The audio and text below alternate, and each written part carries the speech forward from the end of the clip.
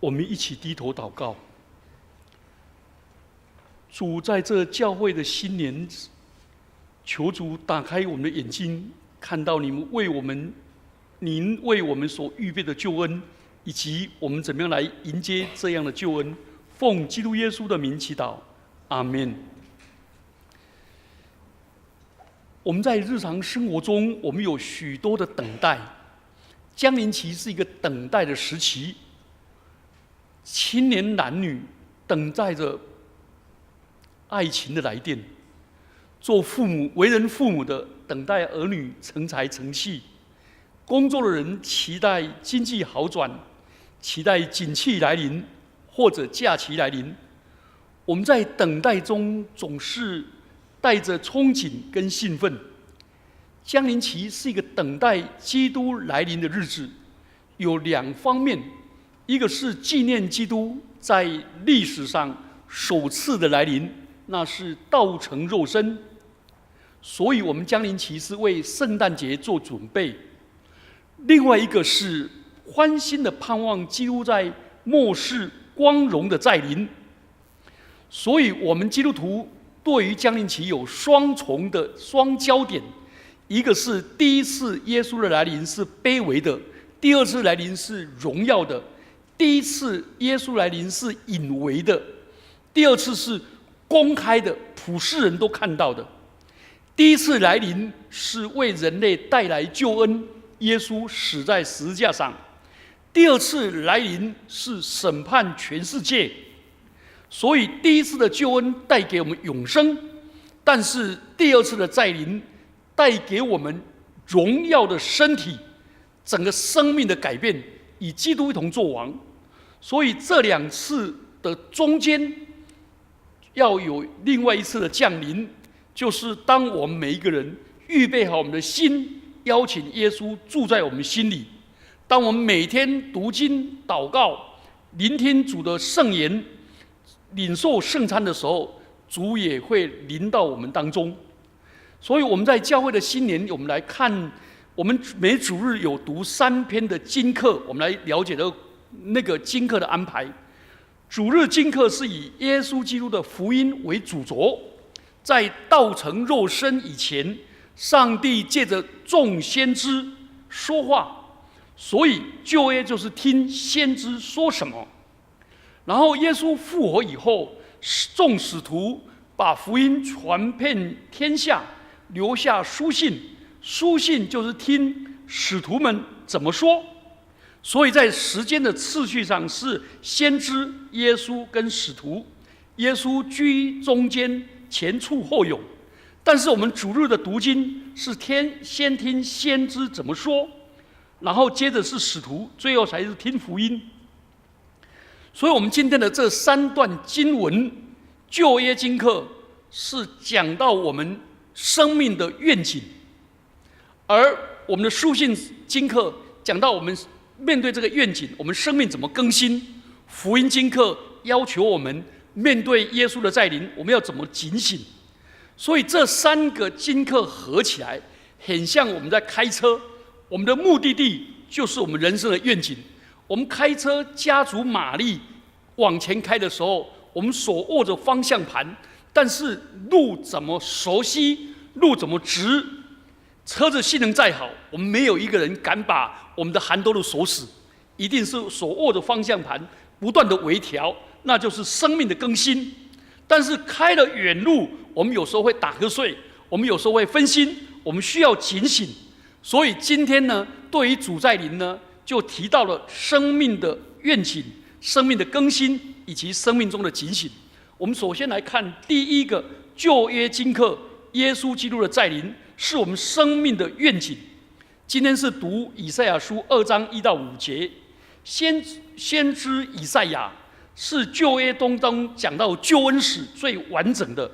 以赛亚被认为是最伟大的先知，他在悲望、绝望跟毁灭当中，他宣讲一个新的盼望，遇见一个新的城市、新的生命、新的盟约跟上帝的再临。所以我们今天的先知提醒我们，人没有理由活在恐惧跟悲情当中，我们应该渴望一个新的时代，保持心灵的愉悦，为上帝每日的降临而感恩而欢欣。所以今天的意象有3个：第一个，上帝的圣山要在群山之上，所以耶和华殿的山必坚立，超乎诸山，高举过万岭，万民都要流归这山。这是第1节跟第2节。先知在一个腐败的环境跟审判当中，他却独具慧眼，看到将来上帝的圣殿要被建立，而且成为万方瞩目的地方，而且不只是上帝的选民来这里敬拜，普世万族的人都用一个开放的心灵来响应前来敬拜。所以我们就从这里我们来反省，我们基督徒要被矗立在群山之上，就是要做全民的人类的典范，不是在群山上消灭人类的文化。教会的使命是吸引人类一切的文化，在这个然后将上帝的道来教导他们。教会不是一个宰制的权柄，乃是接纳一切的文化，无限的包容，不是去征服万国万邦，而是让万国万邦决心登上光明之途，说：“来吧，我们登耶和华的圣山。”所以和平之路展开在光明中，任人的心灵去选择。而基督徒是提供光明的使命，吸引整个物质的文明转向一个更高的目标，进入上帝的国度。意象的第2是上帝的道一发出，就要吸引万民。主必将他的道教训我们，我们也要行他的路，因为训诲必出于锡安，耶和华的言语必出于耶路撒冷。所以当上帝的话从耶路撒冷，那是象征的从教会发出的时候，各国的民都要被吸引向前奔跑，他们就来接受这道，就会发现他们生命的真谛，所以就写下了新的秩序。所以我们今天来到这个世界，我们知道，尤其现在那个同志联盟的时候，影响好像排山倒海而来。我们基督徒要用上帝的话语真道，依靠上帝的灵教导世人，使他们也能够行主的道。我们来看第3个意象3，弥赛亚来临的时候，会有一个现象，就是普世的太平。上帝来的时候，他要在万国中定是非，他们要将刀打成犁头，把枪打成镰刀。这国不举刀攻击那国，他们也不再学习战事。雅各家啊，来吧，我们在耶和华的光明中行走。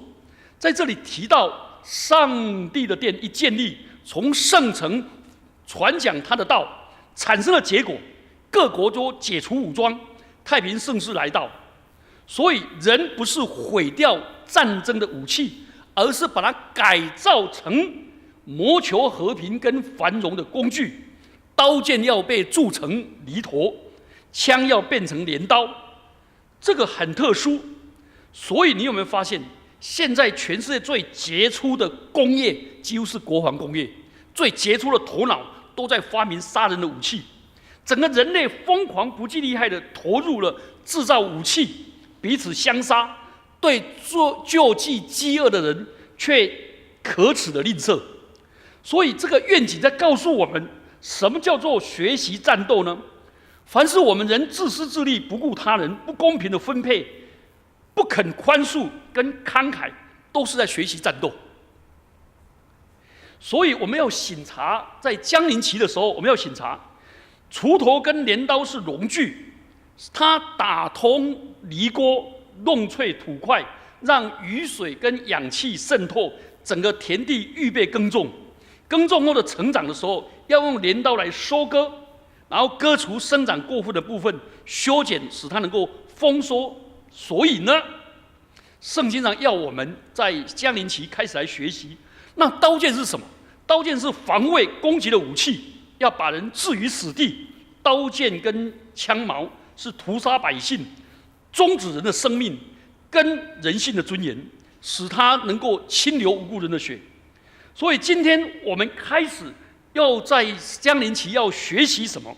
学习有效的应用园艺的工具，友谊、和平，止息仇恨，帮助穷人，设立各种关怀的中心。这一切都促进成长，而把战争的武器，譬如说愤怒、憎恨、匪长流短、种族歧视、堕胎，甚至这一些性泛滥、放纵，这一些东西都促进死亡。所以我们基督徒要祷告，祷告那锄头跟镰刀的主，审判万民的主，跟许多人立约，帮助我们行在光明当中。这是整个旧约里面3个意象。这个3个意象带给我们什么？我们来看罗马书13章11到14节。这一段经文很有名的是圣奥古斯丁在他的忏悔录里面提到他一个独特的经验。那个圣奥古斯丁就是借着这几个经节能够重生。他有一次走在花园里，内心沉重，因为他的生活糜烂，他就在那边自怨自艾。奥古斯丁非常反对他的妈妈，他的妈妈要他贞洁，他就去跟一个女孩子同居；他的妈妈要他信基督，他就跑去信摩尼教；他的妈妈要他离在家乡为他代祷，他就跑到遥远的米兰，他就处处跟他妈妈作对。他妈妈流着眼泪为他祷告。就在他妈妈祷告的时候，他这时候圣奥古斯丁，他突然自怨自艾的在花园里说：“你还要等到何时呢？你还要等到何时呢？明天复明天，为什么不是现在呢？”这是他妈妈的声音，就在他心里面。他说：“然后他就开始心里面讲：为什么我不现在就终结我的腐败生活呢？”立刻听见有声音说：“拿起来读，拿起来读。”这好像一个小孩子的声音。他看周围，没有孩童啊，怎么会有这种声音呢？他就急促的跑到他的朋友那地方说：“你这里有什么东西拿给我读？”他刚好在读保罗书信，而保罗书信他就抢这本书，静静的阅读。映入他眼中的就是不可荒宴醉酒，不可好色邪荡，不可增进嫉妒，总要披戴主基督，不要为肉体安排去放纵私欲。这时候他的心中好像有一股亮光进入他的内心，他一切疑云完全消散，他一切的抗争跟争执完全卸下。这时候他翻开那本书的时候，整个脸充满着安详，然后他就把这件事告诉他。上帝就利用这一段圣经，告诉圣奥古斯丁，那个上帝的恩典使他豁然开朗，了解他过去所关心的都是短暂而容易失去的那个邪荡淫乐。他突然觉得基督这么重要，有了他，他就有力量去装备自己，他就抛弃黑暗的行径，得到心灵的平安。所以这段圣经很特殊，就是圣奥古斯丁的忏悔录。好，我们来看这段圣经里面有3个小重点。第一个，要趁早觉醒，迎接主的再临，就是第11节。他说：“现在是该睡醒的时候，因为我们得救，现今比初信的时候更近了。”这里用睡眠表明沉溺在罪恶，就是现在我们所说的醉生梦死、麻木迟钝，甚至不理不睬。而得救是指的基督末世再临。所以圣保罗这句话就进入了圣奥古斯丁的心里面，他整个就生命改变了。我们要觉醒，主来的日子近了。好，第二个13章的第12节到13节说，我们要为人端正，行在白昼。他在这里很显然称基督徒是一个光明之子，白昼将近，黑夜已深，脱去暗昧的行为。所以他在这里处处都用对比的，暗昧对比白昼啊，光明对比黑暗，这些对比，前者暗昧黑暗是属世的、今世的邪恶的行径，或者是指，然后呢，另外光明白昼是指的清醒的时刻。很显然，圣保罗在这里教导我们，我们生命要觉醒，不要再活在那里面。我们是光明之子，要行在光明当中。我们基督徒是这世界的实验组，一般世人是一个对照组。我们有基督的光，圣灵住在我们里面，我们成为光明之子。所以第三个，保罗更教导我们更具体的，要脱去暗昧，披戴基督。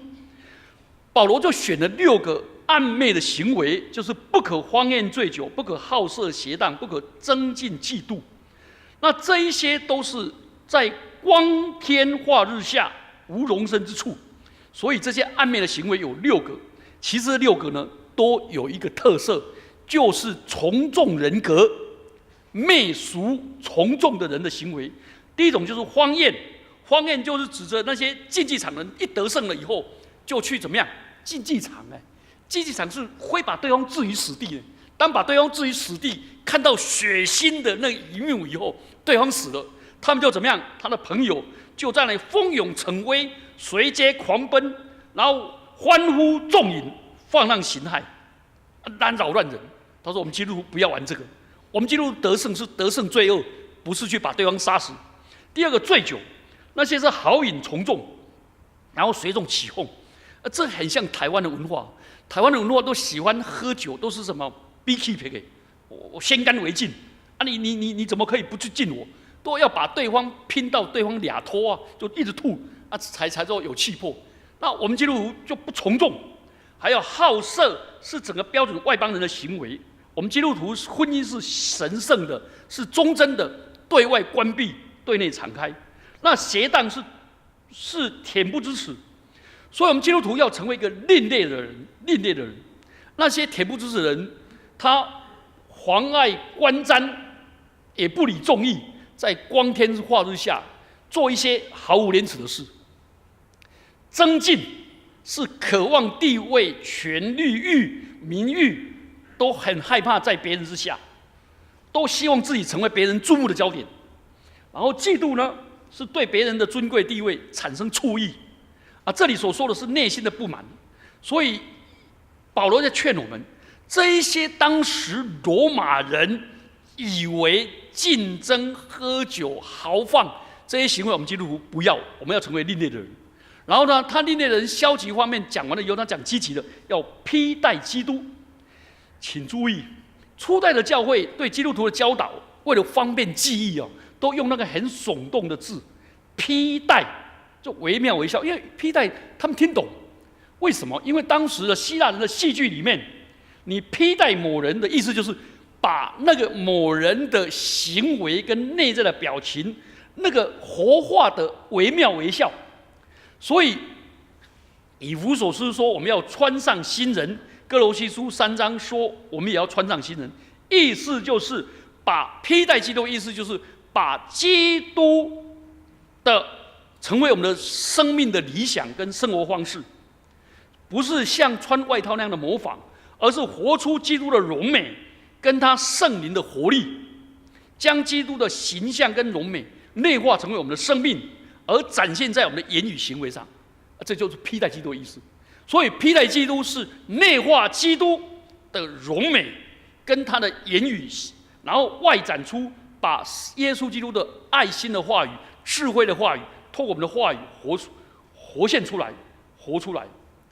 所以圣奥古斯丁就透过读经，使自己跟基督的关系结连起来。所以上帝喜欢赐福那些领受上帝的圣言又遵行的人。所以在这里告诉我们的是这样子。然后呢，我们来看今天的福音经课。福音经课要我们生命要警醒。他提到耶稣的再临有3个方面。第一个，再临的时刻，我们不知不觉，因为人子来临的时候，像挪亚的时代。挪亚的时代天气晴朗，结果挪亚竟然在山上，在那里预备洪水的来临，在山上制造方舟，而当地的人却在那里忙着吃喝嫁娶中丧亡，在浑然不觉中被剪除。所以，亲爱的弟兄姐妹们，在这里告诉我们，既然那时刻我们常常不知不觉，所以我们不要沉溺于感官的享受、事实的逸乐，而忘记掌握生命跟死亡的上帝。第二个提到那个再临的日子是无人能知，因为人子来临要这样，两个人在田里取去一个，撇下一个。然后呢，因为不知道你们的主是哪一天来到，所以人子来临我们不知道。既然不知道，我们就不应该去猜测。所以谁想猜测，其实亵渎上帝。我们要寻求，我们不需要去寻求只属于上帝的秘密。人的责任不是推测，人的责任是预备自己，警醒自己。好，第三个，再临的时刻，我们意想不到。为什么意想不到呢？在这里29节到31节所说的，没有毫无恐惧的色彩。基督徒不是恐惧战惊，而是热切的盼望。我们的警醒等候，是他荣耀的再临。所以请注意哦，基督徒在讲末世的时候，是带给人盼望，带给人喜乐，带给人荣耀，而不是像那个那时候你知道台湾有一个车子都喜欢写的末日已近，有没有？而且还挂国旗。我叫他们不要挂国旗的，你挂国旗表示中华民国末日已近。我说不要这样子啊，然后到处拿着牌子，有没有？而且还跑到那个高一急诊室写的末日已近，对不对？而且案子，然后呢，死后必有审判。所以每一个人看了提摩吉瓦律，我心情很不好。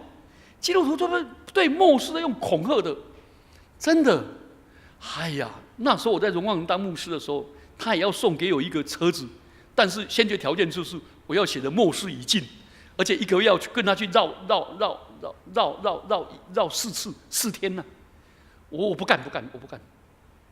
那个长老要送给我，那是透过那个有一个企业主要来捐的，我没办法接受。我说那个怎么会恐吓人家呢？整天恐吓。他说除了恐吓以外，这些人都不愿意悔改。不对呀、基督徒是在玩这个游戏啊！请注意，基督再临终结世界这段日子意想不到，其实是包括每一个人去世的时候。难道基督要我们去世的时候产生恐惧吗？基督要我们去世的时候是产生善终盼望嘛，对不对？对不对？是产生善终跟盼望。18世纪的诗歌都有一个最大的特色是，后面最后一节，最后导数第2节一定是善终的祷文，然后最后一节是荣耀的祷文。善终以后就是终荣，将来要见主面是何等荣耀的。哪里是那个恐吓人家的、伤害人的？好像基督专门在做那些东西，不是。救恩的完成是上帝国的来临，所以我们上帝的旨意行在人间，如同在天上，那是终末。所以在降临期的时候，我们要求我们自己活在一个认清救恩历史真正的目标，所以我们要协同基督，共同去完成一件事，就让上帝的旨意行在地上，如同行在天上，使万人得救。就是我们刚才所读的以赛亚书第2章那种荣耀的愿景。所以基督要我们努力传福音，让万人得救，而跟这个目标不合的都无足轻重，不值得去关心。所以今天教会在降临期的时候，要全心全力的去实践上帝的旨意，广传福音。他不会像福音书所说的挪亚的时代，人醉心梦神，主顾尘世。我们基督徒要不一样，对不对？而且从挪亚这个人我想到挪亚真的有信心呢。他传福音传了120年，只有全家得救，他还肯传，而且乐此不疲，天天传，被人当疯子，对不对？新约里面也有一个人，哇，很有信心。你知道我们多么羡慕彼得啊！一讲到3000人信主，5000人信主，对不对？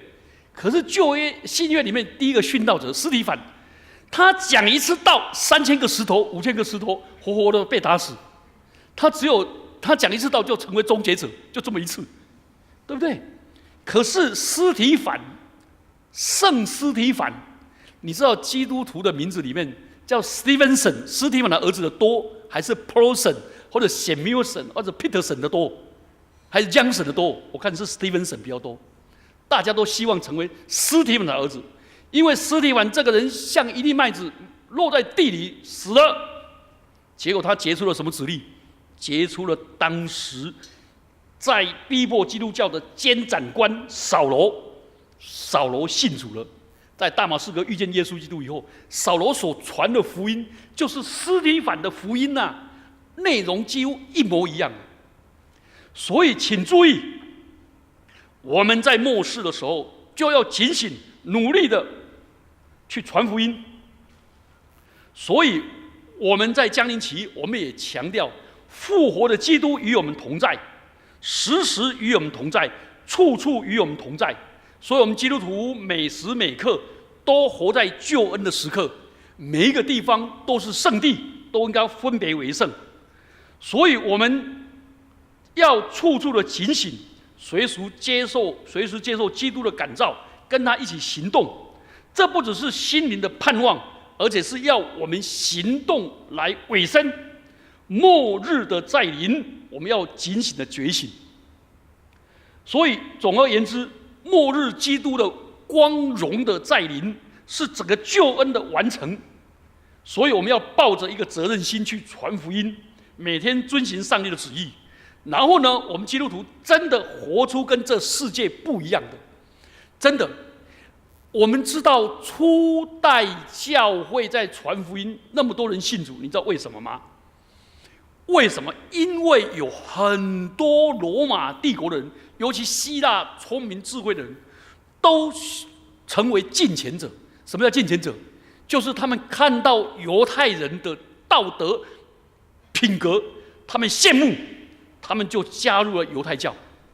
等到耶稣基督来临了以后，你知道安提阿的人对于信耶稣的人发现说：这里还有一般人跟信犹太教的不一样。这一些人言必称基督，说话像基督，言语像基督，行为像基督，简直是小基督。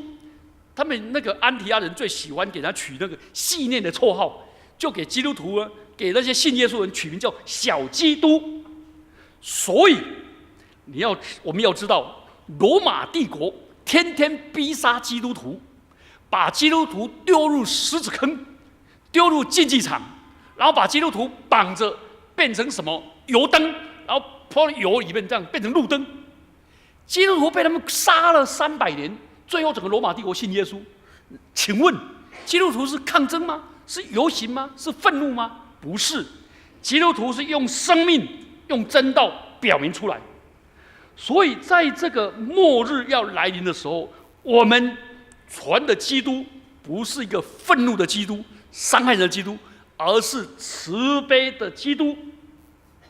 这个救恩的来临，所以我们就与基督同心同行，让基督的光透过我们彰显出来。所以我们要用行动，用认真的表达主祷文里面的所求的：愿你的国降临，愿你的旨意行在地上，如同行在天上。这就是我们降临期的生活。我们一起低头祷告。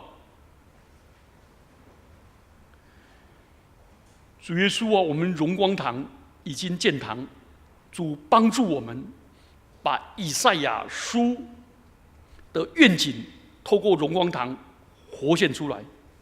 主让我们荣光堂成为一个发出主的道，吸引万民来到这里领受真道的一个教会。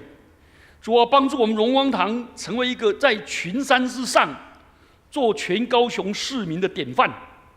然后呢，让吸引更多人，让我们这个教会对更多的我们的社区、我们的同胞开放，使更多人来这里听到主的福音。主啊，恩待我们荣光堂的弟兄姐妹，我们成为一个锄头跟镰刀使人成长的工具，和平的工具。主啊，赐福我们。主啊，在这个纷争、悖逆、荒谬的时代，让我们运用这些有效的园艺工具。主，亲爱的主，帮助我们，恩待我们，让我们每一个人生命的更新，带给我们生命的觉醒，使更多的福音透过我们伸展出来。奉基督耶稣的名祈祷，阿门。